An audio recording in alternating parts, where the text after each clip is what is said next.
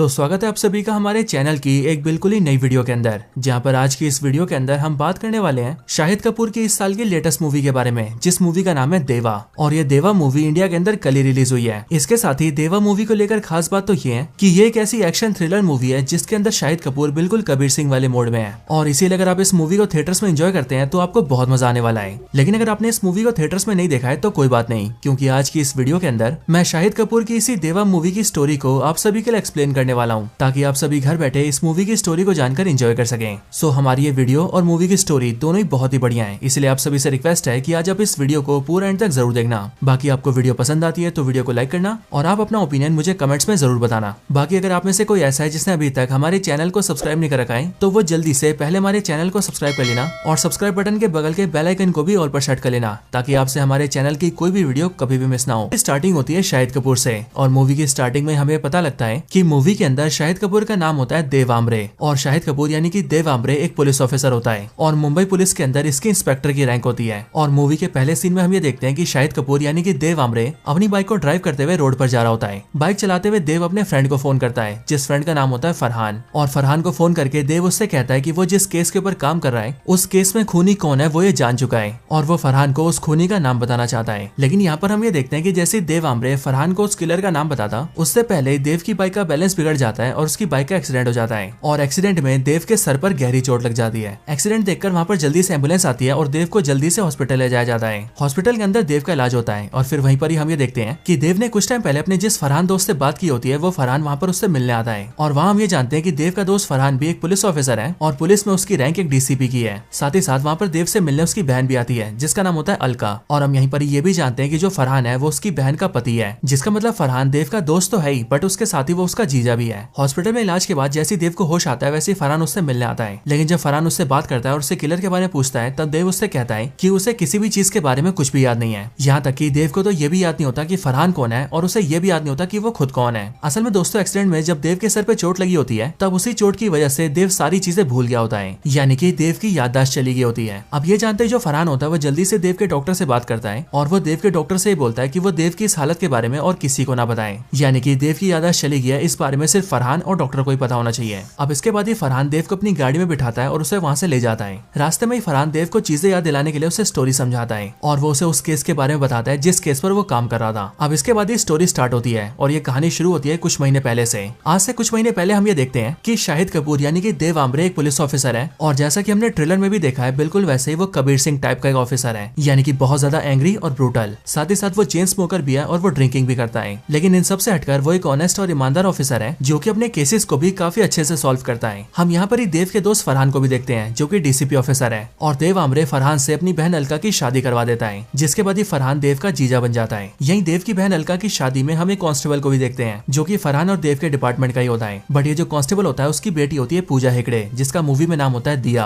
और ये दिया भी इस पार्टी में आई होती है। और इसीलिए हम ये देखते हैं कि जब देव दिया को देखता है तब उसे दिया काफी पसंद आती है एंड इसीलिए वो उससे काफी बातें करता है और फिर धीरे धीरे करके उन दोनों की दोस्ती हो जाती है। अब दोस्तों इसके बाद हम ये देखते हैं कि मूवी के अंदर देव का फरहान की तरह एक और दोस्त होता है जिसका नाम होता है रोहन, और रोहन भी देव और फरहान की तरह एक पुलिस ऑफिसर होता है। लेकिन देव अपनी बहन की शादी में नोटिस करता है कि रोहन उसकी बहन की शादी में प्रेजेंट नहीं है और इसीलिए वो अपने दोस्त रोहन से मिलने के लिए वहां पर जाता है जहाँ पर रोहन की ड्यूटी लगी होती है। अगले सीन में हम सीधा रोहन को देखते हैं जो कि इस टाइम पर एक नाकाबंदी में ड्यूटी कर रहा होता है और इस नाकाबंदी के अंदर वो गाड़ियों की चेकिंग कर रहा होता है। लेकिन चेकिंग के दौरान ही वहाँ पर एक मिनिस्टर की गाड़ी आती है और जब रोहन उस मिनिस्टर की गाड़ी चेक करने की कोशिश करता है तब वो मिनिस्टर रोहन को ऐसा करने से रोक देता है और वो रोहन की काफी बेइज्जती करता है एंड वो रोहन से ये भी कहता है कि अगर उसे उसकी गाड़ी की तलाशी लेनी है तो वो उस मिनिस्टर के घर आए और वहाँ से चाबी लेकर जाए। और फिर ये सब बोलने के बाद ही वो मिनिस्टर अपने लोगों के साथ वहाँ से चला जाता है। हालांकि इसी टाइम पर हम ये देखते हैं कि वहाँ पर देव पहुंच चुका होता है और उस मिनिस्टर ने रोहन से जो बदतमीजी में बोला होता है वो सारी चीजें देव देख लेता है। इसीलिए एज ऑफ कोर्स ये सारी चीजें देखकर कबीर सिंह को यानी कि देव आमरे को बहुत गुस्सा आता है। सो इसीलिए वो सिंपली अपने दोस्त रोहन को अपनी बाइक पे बिठाता है और उसे लेकर सीधा उस मिनिस्टर के घर जाता है। मिनिस्टर के घर पहुंच के देव उसके सारे गुंडों को पीट देता है और फिर उसके बाद वो उस मिनिस्टर को भी वार्निंग देके उसकी गाड़ी की चाबी लेके गाड़ी ले आता है एंड उसकी गाड़ी को पुलिस स्टेशन में सीज कर देता है। एंड दोस्तों इस वाले सीन से हमें पता लगता है कि देव अपने दोस्त रोहन से काफी प्यार करता है। साथ ही साथ दोस्तों हम ये भी जानते हैं कि जो रोहन है वो भी देव की काफी इज्जत करता है। यहाँ तक कि जो रोहन है वो पुलिस ऑफिसर भी इसीलिए बना होता है क्योंकि उसे देव से इंस्पिरेशन मिली होती है एंड इसीलिए वो हमेशा ही देव की तरह ऑफिसर बनना चाहता है, यानी कि बिल्कुल ऑनेस्ट और गुंडों को सीधा करके रखने वाला। अब दोस्तों इन सारी चीजों के बाद ही हम ये देखते हैं कि मुंबई शहर के अंदर एक काफी बड़ा क्रिमिनल होता है जिसका नाम होता है प्रभात जाधव। और इस प्रभात जाधव ने मुंबई शहर के अंदर काफी लोगों को जान से मारा होता है और इसीलिए पूरी मुंबई पुलिस उसे ढूंढ रही होती है ताकि वो लोग उसे अरेस्ट कर सके। लेकिन दोस्तों यहाँ हम ये देखते हैं कि पुलिस जितनी बार भी उसे पकड़ने की कोशिश करती है उतनी बार ही वो पुलिस से बच के भाग जाता है और देखने में ऐसा लगता है कि जैसे प्रभात यादव को पहले से ही पता हो कि पुलिस उसे पकड़ने आ रही है। अब इसके बाद पुलिस एक बार फिर से टीम बनाती है और प्रभात यादव को पकड़ने जाती है, लेकिन हर बार की तरह इस बार भी वो जान जाता है कि पुलिस उसे पकड़ने आई है एंड इसीलिए वो अपने अड्डे से पहले भाग जाता है। लेकिन इस बार जाने से पहले वो अपने अड्डे पर एक बॉम्ब को इम्प्लांट करता है, जिसके बाद जैसी वहाँ पर पुलिस आती है वैसी बॉम्ब ब्लास्ट होता है और बॉम्ब ब्लास्ट होने की वजह से कई पुलिस ऑफिसर मारे जाते हैं और काफी सारे घायल हो जाते हैं। अब ये बात जैसी देव आमरे को पता लगती है वैसी वो बहुत ज्यादा गुस्सा होता है, साथ ही साथ उसे दुख भी होता है क्योंकि उसके डिपार्टमेंट के काफी सारे पुलिस ऑफिसर मारे गए हैं और काफी सारे घायल हैं। इन सब के साथ ही पूजा हेगड़े यानी कि दिया के जो फादर थे वो भी एक कांस्टेबल थे और वो भी इस ऑपरेशन के अंदर घायल हो जाते हैं और उनकी टांगे खराब हो जाती है और इसीलिए इस वजह से भी देव को बहुत ज्यादा गुस्सा आता है एंड इसीलिए वो ये डिसाइड करता है कि अब वो प्रभात यादव को छोड़ेगा नहीं। इसके बाद ही देव रोहन के साथ मिलकर एक टीम बनाता है और कई सारे पुलिस ऑफिसर्स को लेकर सीधा प्रभात यादव को पकड़ने जाता है। और दोस्तों इस बार के ऑपरेशन में ऐसा लगता है कि प्रभात यादव पुलिस के आने के बारे में जानता ही नहीं था एंड इसीलिए वो पुलिस से नहीं बच पाता और उसे पुलिस का सामना करना पड़ता है, जिसमें हम ये देखते हैं कि प्रभात यादव और उसके कई सारे गुंडे पुलिस ऑफिसर्स के ऊपर हमला कर देते हैं। लेकिन पुलिस टीम उन सबको संभाल लेती है और जब प्रभात यादव वहाँ से भागकर निकल रहा होता है तभी रोहन जाकर उसे घेर लेता है, बट वहाँ पर प्रभात यादव रोहन को जान से मारने वाला होता है। बट वो ऐसा करता है कि उससे पहले वहाँ पर देव आता है और वो रोहन की जान बचाते हुए प्रभात यादव के सर पे गोली मार देता है, जिसके बाद प्रभात यादव की मौत हो जाती है। लेकिन दोस्तों जो देव है वो बाकी सारे पुलिस ऑफिसर से ये बोलता है कि प्रभात यादव का एनकाउंटर उसने नहीं बल्कि रोहन ने किया है और देव ऐसा इसीलिए करता है ताकि जो रोहन के फादर है वो उसकी इज्जत करें, क्योंकि दोस्तों जो रोहन के फादर थे वो रोहन के पुलिस बनने से खुश नहीं थे और इसीलिए देव ये सोचता है कि जब इस बहादुरी के लिए रोहन को मेडल मिलेगा तब उसके फादर जरूर खुश होंगे। अब ये सब होने के बाद ही जो रोहन और देव होते हैं वो काफी खुश होते हैं और इसीलिए वो लोग साथ में मिलकर पार्टी भी करते हैं। फिर इसके बाद कई दिन बीत जाते हैं और फिर वो वाला दिन आता है जिस दिन प्रभात यादव का एनकाउंटर करने के लिए रोहन को मेडल दिया जाएगा। इस इवेंट में रोहन को स्टेज पर बुलाया जाता है और उसे मेडल दिया जाता है और फिर मेडल लेने के बाद जो रोहन होता है वो माइक में अपने अवार्ड की स्पीच बोलता है। लेकिन दोस्तों रोहन जैसे अपनी स्पीच को स्टार्ट करता है वैसे हम ये देखते हैं कि कहीं दूर से एक बुलेट आती है और वो सीधा रोहन के हार्ट में घुस जाती है और फिर वो बुलेट रोहन की बॉडी को चीरते हुए सीधा रोहन की जान ले लेती है एंड रोहन उस बुलेट की वजह से ऑन द स्पॉट मर जाता है। इस अटैक को देखकर देव, फरहान और वहाँ खड़े सारे पुलिस ऑफिसर्स दंग रह जाते हैं और किसी को भी ये समझ नहीं आता कि आखिरकार ये हमला किया तो किया किसने है। इसके आगे हम ये देखते हैं कि रोहन की मौत की वजह से देव को काफी गुस्सा आता है और इसीलिए वो ये डिसाइड करता है कि चाहे कुछ भी हो जाए वो रोहन के कातिल को पकड़ के रहेगा। इसके बाद ही देव सीधा फरहान से बात करता है और अब क्योंकि फरहान मुंबई पुलिस के अंदर डीसीपी है इसलिए देव उससे कहता है कि वो खुद ही रोहन के मर्डर केस के ऊपर इन्वेस्टिगेशन करना चाहता है और इसीलिए वो चाहता है कि फरहान रोहन के मर्डर केस को देव को दे दे। इसके बाद ही फरहान भी रोहन के मर्डर केस को देव को दे देता है, जिसके बाद देव जल्दी से अपनी पुलिस टीम बिल्ड करता है और रोहन के मर्डर के ऊपर जल्दी से इन्वेस्टिगेशन स्टार्ट करता है। अब इन्वेस्टिगेशन के अंदर देव और उसकी पुलिस टीम को सबसे पहले प्रभात यादव के लोगों पर शक होता है और अब क्योंकि दुनिया के सामने प्रभात यादव को मारने वाला रोहन था इसलिए देव और उसकी पुलिस टीम को ऐसा लगता है कि हो ना हो प्रभात यादव के किसी आदमी ने रोहन से बदला लेने के लिए उसे जान से मारा है। ये बात जानते ही देव जल्दी से सबसे पहले प्रभात यादव से जुड़े हुए सारे लोगों को पकड़ता है और उसे जिन जिन पर भी शक होता है वो उसे बहुत पीटता है और उन्हें पुलिस की हिरासत में लेकर उनसे इन्वेस्टिगेशन करता है। लेकिन रोहन के मर्डर के बारे में उसे किसी से कुछ भी पता नहीं लगता है और फिर जब देव को प्रभात यादव से जुड़े हुए किसी भी आदमी से कुछ पता नहीं लगता है तब वो ये सोचता है कि हो ना हो रोहन के मर्डर के पीछे वही लोकल पॉलिटिशियन है जिसके घर जाकर देव और रोहन ने उसकी गाड़ी जब्त की थी,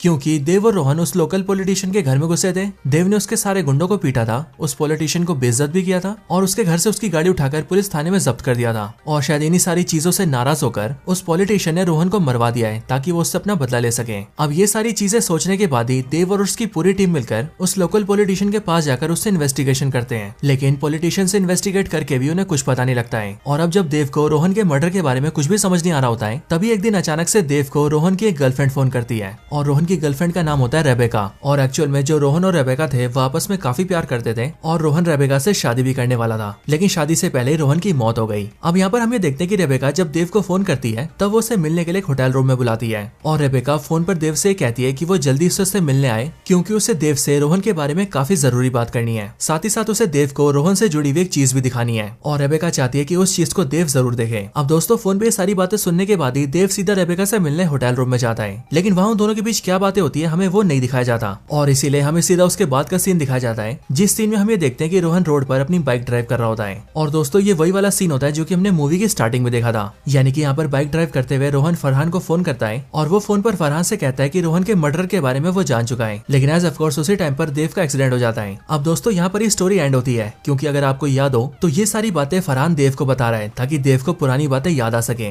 स्टोरी के खत्म होने के बाद ही हम ये देखते हैं कि फरहान अपनी कार से रोहन को उसके घर छोड़ता है और जाने से पहले देव के हाथ में रोहन के मर्डर केस की फाइल देता है ताकि ताकि देव रोहन के मर्डर केस के मर्डर के बारे में जान सके, यानी कि उसे याद आ सके कि किलर कौन है, एंड देन वो इस बारे में फरहान को बता सके। अब देव को उसके घर छोड़ के फरहान चला जाता है, जिसके बाद ही हम देव को देखते हैं जो कि रोहन के मर्डर केस की फाइल को पूरी तरह से पढ़ता है एंड उसके बारे में सारी जानकारी इकट्ठा करता है। अगले दिन से ही देव रोहन के मर्डर केस के बारे में इन्वेस्टिगेशन फिर से स्टार्ट करता है और वो अपनी पुलिस टीम के साथ मिलकर उन सारे सस्पेक्ट्स को उठाता है जिनके ऊपर रोहन के मर्डर का शक होता है, और वो बारी बारी करके सबसे इन्वेस्टिगेट करता है। अब हालांकि दोस्तों देखा जाए तो देव को उसके बारे में ज्यादा कुछ याद नहीं होता, क्योंकि एज ऑफ कोर्स वो अपनी मेमोरीज भूल चुका होता है। लेकिन अब क्योंकि देव ने रोहन के केस के बारे में सब कुछ पढ़ रखा होता है, इसीलिए उसे रोहन मर्डर केस के बारे में सारी चीजें पता लगी होती है, एंड दैट्स व्हाई वो पूरी शिद्दत से रोहन के किलर को ढूंढ रहा होता है। अब कुछ दिन बाद ही हम ये देखते हैं कि जो रोहन के पेरेंट्स होते हैं वो अपने घर पर रोहन की शोक सभा रखते हैं, और रोहन की शोक सभा में सभी लोग शामिल होते हैं, यानी कि रोहन की फैमिली और उसके रिलेटिव्स, रोहन की गर्लफ्रेंड रेबेका, देव और फरहान भी। अब इस शोक सभा के अंदर हम ये देखते हैं कि जो रोहन की गर्लफ्रेंड रेबेका होती है वो देव से अकेले में बातचीत करने आती है, और बात करते हुए वो देव से थैंक यू बोलती है। वो देव से कहती है तुम्हारा बहुत बहुत शुक्रिया कि तुमने हमारी बात को सीक्रेट रखा, और मुझे इस बात की भी खुशी है कि मैंने होटल रूम के अंदर तुम्हें जो भी दिखाया था तुमने उस बारे में भी किसी को नहीं बताया है। अब दोस्तों होटल रूम के अंदर देव और रेबेका के बीच क्या बातें हुई थी और रेबेका ने देव को क्या दिखाया था हमें वो सीन नहीं दिखाया गया था। साथ ही साथ देव की भी मेमोरी जा चुकी है, इसीलिए देव को भी ये बिल्कुल याद नहीं होता कि होटल रूम के अंदर उसकी रेबेका से क्या बातचीत हुई है। बट तब भी देव इस बारे में सोचने लगता है, लेकिन जब उसे कुछ भी याद नहीं आता तब अगले दिन वो सीधा रेबेका से मिलने जाता है। रेबेका से मिलकर वो उससे सारी बातचीत पूछता है, और वो उससे पूछता है कि आखिरकार उसने उस दिन उसे क्या दिखाया था। इसके बाद ही रेबेका देव को एक वीडियो दिखाती है, और वो वीडियो दिखाते हुए रेबेका उससे कहती है कि मैंने ये वीडियो तुम्हें उस दिन भी दिखाया था। लेकिन अब देव को उस दिन का कुछ भी याद नहीं था, इसीलिए वो यहाँ पर वीडियो को ध्यान से देखता है। अब दोस्तों इस वीडियो को देखकर हमें पता लगता है कि ये वाली वीडियो असल में रोहन और रेबेका की वीडियो कॉल की रिकॉर्डिंग होती है, और जिस वाले दिन रोहन को गोली लगी थी ये वाली वीडियो उसके एक दिन पहले की होती है। इस वीडियो कॉल के अंदर हम ये देखते हैं कि जो रोहन होता है वो रेबेका से अगले दिन के अवार्ड सेरेमनी की बात कर रहा होता है, लेकिन यहाँ बातचीत में वो रेबेका से देव की बात भी करता है, और वो बातों में रेबेका को ये बताता है कि देव से गलती हुई है। और यहाँ पर बातचीत में वो रेबेका को ये बताता है कि असल में प्रभात जाधव को उसने नहीं बल्कि देव ने मारा है, और इसीलिए जब कल के दिन उसे अवार्ड मिलेगा तो वो उस अवार्ड को सीधा देव को दे देगा। साथ ही साथ वो बातचीत में रेबेका को ये भी बताता है कि उसके दोस्त देव से गलती हुई है, लेकिन वो उस गलती के लिए भी कल देव को माफ कर देगा, और वो अपने दोस्त देव को एक मौका देगा ताकि वो अपने आप को सुधार सके, क्योंकि एज ऑफ कोर्स वो अपने दोस्त देव से बहुत प्यार करता है। अब इस वीडियो को देखने के बाद ही देव सीधा इस वीडियो को सीधा फरहान को दिखाता है, और वीडियो दिखाकर देव फरहान से कहता है कि ये वीडियो उसे रेबेका ने दी है। वीडियो देखकर और देव की बातें सुनकर फरहान देव से कहता है कि जिस रात को तुम्हारा एक्सीडेंट हुआ था उस दिन एक्सीडेंट से पहले तुम रेबेका से मिलकर ही आए थे, और तुम्हारी बातों से मुझे पता लगा कि उस रात को भी रेबेका ने तुम्हें ये वाली वीडियो दिखाई थी, और वीडियो देखने के बाद ही तुमने रास्ते में मुझे फोन करके बताया था कि तुम जान चुके हो कि रोहन का किलर कौन है, और इसीलिए इसका मतलब यही होता है कि तुम्हें रोहन के किलर के बारे में इस वीडियो को देखकर ही पता लगा था,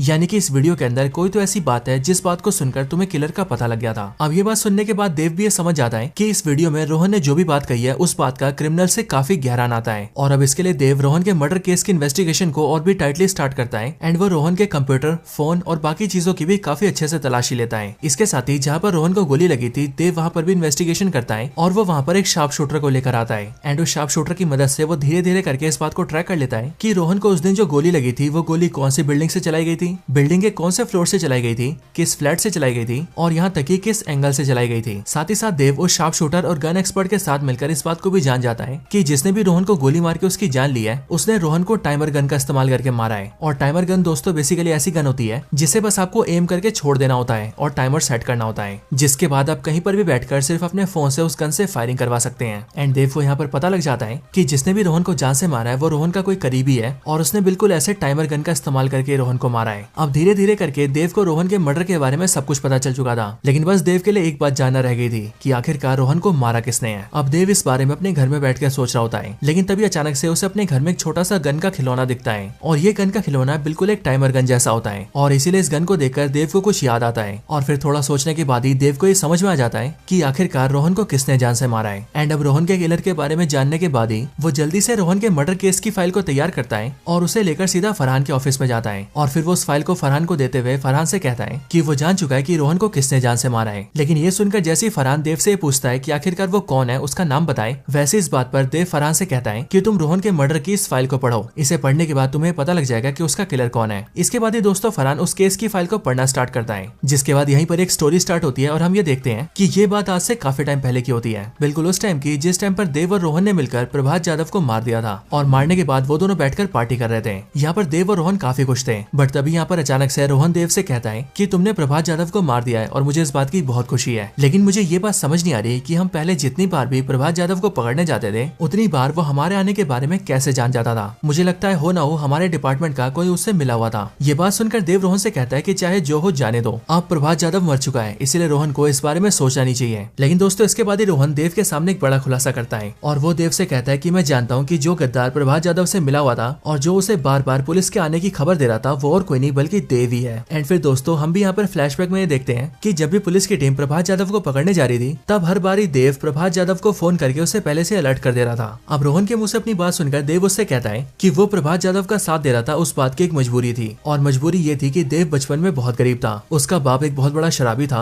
जो कि कोई काम नहीं करता था, साथ ही साथ वो उसे और उसकी फैमिली को मारता भी था। और एक बार तो देव के फादर ने शराब पी के उसे इतना मारा कि देव के पैर ही टूट गए और उसे हॉस्पिटल में इलाज कराने अकेले जाना पड़ा। लेकिन कमाल की बात तो ये थी कि अपना इलाज कराने के लिए भी उसके पास पैसे नहीं थे। बट उस टाइम पर उसकी मुलाकात प्रभात यादव से हुई और उसने उस टाइम पर देव की हालत देखकर उसका पूरा इलाज करवाया। एंड उसने उसके बाद से देव और उसकी फैमिली की मदद भी की, जिस वजह से देव के ऊपर प्रभात यादव के कई सारे एहसान थे और इसीलिए इसके बदले में वो प्रभात यादव को पुलिस से बचाया करता था। लेकिन एक बार प्रभात यादव ने हद पार कर दी, क्योंकि जब पुलिस की टीम उसे पकड़ने गई तब वो वहाँ से भाग तो गया, बट उसने जाने से पहले बॉम्ब ब्लास्ट करके हमारे बहुत सारे पुलिस ऑफिसर्स को मार दिया और कईयों को बुरी तरह से घायल कर दिया। और फिर इसीलिए उस दिन के बाद से मैंने उसे पुलिस की टिप देना बंद कर दिया एंड अपने मन में ठान लिया कि अब मैं उसे जान से मार दूंगा। और फिर इसीलिए उसके बाद मैं तुम्हारे साथ उसके एनकाउंटर पर गया एंड मैंने उसे जान से मार दिया। ये सब बताने के बाद ही देव रोहन से कहता है कि अब प्रभात यादव मर चुका है और कल तुम्हें उसका गोल्ड मेडल मिलेगा, इसलिए अब तुम भी पुरानी बातें भूल जाओ और नई लाइफ स्टार्ट करो। लेकिन दोस्तों यहाँ पर रोहन देव से कहता है कि वो ईमानदार ऑफिसर है और इसीलिए वो ये समझता है कि देव ने जो भी किया वो गलत किया। एंड अब इसीलिए इसके आगे रोहन देव से कहता है कि अब जब कल के दिन उसे अवार्ड मिलेगा तब वो उसी दिन सबके सामने ये बताएगा कि उसका दोस्त देव प्रभात यादव से मिला हुआ था।